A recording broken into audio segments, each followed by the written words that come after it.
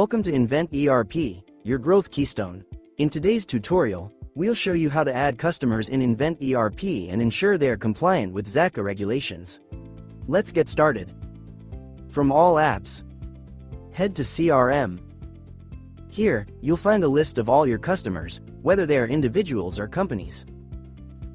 Click Add to create a new customer. When adding a person, the most important requirement for ZATCA compliance is having the customer's full and accurate name. But when adding a company, there are a few additional details required to ensure the invoice is accepted by ZATCA. First, enter the official company name.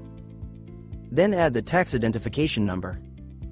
Next, select the identification type as the commercial registration number and enter the identification number.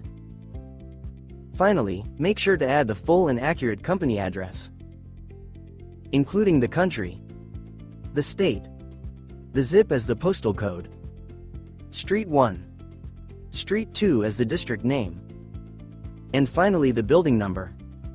Once all the required information is added, your customer is ready.